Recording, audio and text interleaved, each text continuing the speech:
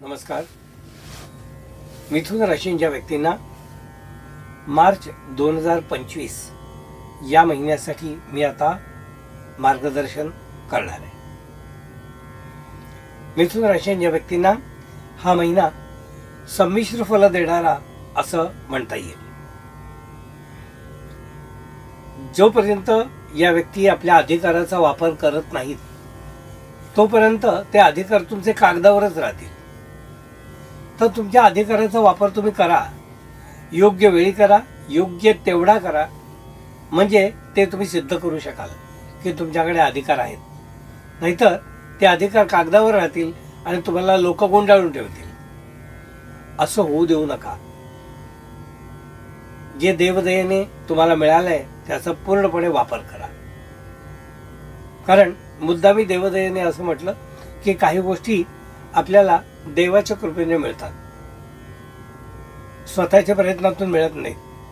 तर या देवदयेने मिळालेले अधिकार जे आहेत त्या अधिकाराचा वापर करा. प्रसंगी तुम्हाला थोडं वाईट व्हावं लागलं तरी चालेल, पण तुम्ही त्या अधिकाराचा वापर करा. विशेषतः ज्या नोकरी करणारे व्यक्ती आहेत त्यांना मी हा संदेश मुद्दामून देतोय. कारण तुमचा अधिकार जर तुम्ही गाजवला नाही तर तुमचा प्रभाव पडणार नाही आणि जे काही न होणारं काम जे आहे किंवा न झालेलं काम जे आहे त्यांचं खापर तुमच्या डोक्यावर फुटेल. म्हणजे तुम्ही केपेबल नाहीत असं सिद्ध होईल. मग ते लेबल तुम्ही का लावून घ्यायचं जर तुम्ही ते करू शकताय काम तर. म्हणून आपल्या अधिकाराचा वापर करा आणि आपल्या हाताखालच्या लोकांना बरोबर कामाला लावा आणि त्यांच्याकडून योग्य आउटपुट मिळवा आणि तो वरिष्ठांना दाखवा.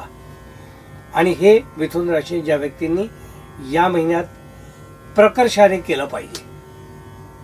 कारण जो काही बदल होतोय या महिन्यामध्ये, ग्रह बदल, त्या ग्रहमानाने त्याचं शुभफल आपल्याला मिळावं ही माझी इच्छा आहे.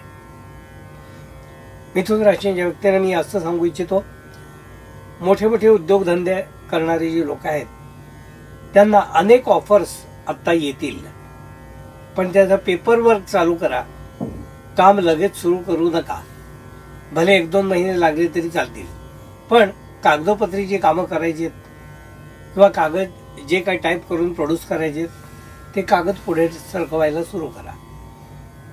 अन्य ॲक्च्युअल कामाची मुवमेंट जी आहे ती सध्या या महिन्यात करू नका. या महिन्यात वरिष्ठांची थोडी मर्जी तुमच्या बाबतीत राहणार नाही असं दिसतं नोकरी करणाऱ्या लोकांच्या बाबतीत.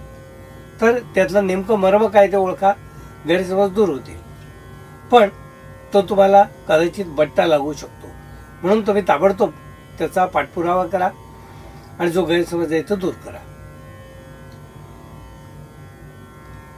मिथुन राशीच्या व्यक्तींना मी असं सांगू इच्छितो की या महिन्यामध्ये उतावळेपणामध्ये प्रवास किंवा अन्य ठिकाणी काहीतरी पाय मुरडणे किंवा काहीतरी पडणे अशा काही गोष्टी होतात प्रवासातल्या धांदलीमुळे. तर याकडे जरा लक्ष द्या. या गोष्टी टाळण्याचा प्रयत्न करा. चौकस राहा, अलर्ट राहा, सावध राहा, एवढाच सल्ला मी देतोय.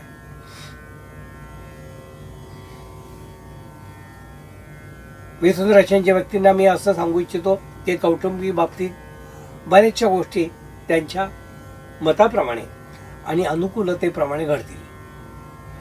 तुम्ही जसं म्हणाल तसे तुमचे घरातले लोक, व्यक्ती, लहान मुलं सुद्धा ऐकतील आणि त्याबद्दल तुम्हाला सुद्धा एक समाधान वाटेल. कारण त्या गोष्टी पटवण्यामध्ये किंवा पटवून सांगण्यामध्ये तुमची जी हातोटी आहे त्या हातोटीमुळे लहान मुलं तुमचं ऐकतील, मोठी माणसंही ऐकतील. या महिन्यात शक्यतो लॉंग टूर किंवा लॉंग ड्राईव्ह असं करू नये असं माझं मत आहे. कारण काहीतरी वाईट प्रसंग घडतील म्हणून तुम्ही या गोष्टी टाळा. मिथुन राशीच्या व्यक्तींना मी असं सांगू इच्छितो की या महिन्यामध्ये तुमचं पूर्वीचं जे येणं आहे त्याचा पाठपुरावा केला तर ते या महिन्यात मिळू शकतं. कारण काही गोष्टी आपण जोपर्यंत मागे लागत नाही तोपर्यंत होत नाहीत. तर त्याचा पाठपुरावा करा, ते प्राप्त करून घ्या, असाच सल्ला मी तुम्हाला या ठिकाणी देईन. मानसिक आनंद हा आपल्याबरोबर आपण वाटायचा असतो. जेव्हा आपण कुटुंबात एकत्र असता तेव्हा हा आनंद आपण मिळवा. कोर्ट कचेरी या महिन्यात अजिबात टाळा, कारण त्या बाबतीत थोडंसं वाईट चित्र मला दिसतंय. म्हणजे अनाठाई खर्च आणि तुमचं जे म्हणणं आहे ते ऐकून घेतलं जाणार नाही किंवा तुमच्या मनाप्रमाणे काही घडणार नाही. तर म्हणून कोर्ट कचेरी जी आहे ती या महिन्यात जास्तीत जास्त टाळण्याचा प्रयत्न करा. मिथुन राशीच्या व्यक्तींना मी असं सांगू इच्छितो की आपला जोडीदार काहीतरी स्वतंत्र मत लादण्याचा तुमच्यावर प्रयत्न करेल. तर ती योग्य असतील तर तुम्ही ऐका, अयोग्य असतील तर विरोध करा, कारण त्याचा पश्चाताप पुढे तुम्हाला होईल. मिथुन राशीच्या व्यक्तींना मी असं सांगू इच्छितो की या महिन्यामध्ये तुम्हाला ज्या काही गोष्टी करायचं प्लॅनिंग केलेलं आहे, खरेदी करायचं प्लॅनिंग केलेलं आहे किंवा अन्य काही घरच्यासाठी काही गोष्टी घ्यायचं ठरवलेलं आहे, त्या गोष्टी किंवा त्या वस्तू या महिन्यात खरेदी करा आणि घरगुती आनंद जो तुम्ही मनात मिळवा. उत्पन्न जे आहे ते या महिन्यात तुमचं व्यवस्थित असणार आहे, तुम्हाला काही कमी पडणार नाहीये. त्यामुळे ते तसं ती चिंता म्हणूया आपण, ती चिंता करण्याचं काही तुम्हाला कारण असणार नाही. मित्रमैत्रिणी आणि आपले जोडीदार यांचा सहवास तुम्हाला मिळेल आणि त्या सहवासातून एक अतिशय चांगला आनंद तुम्हाला अनुभवता येईल.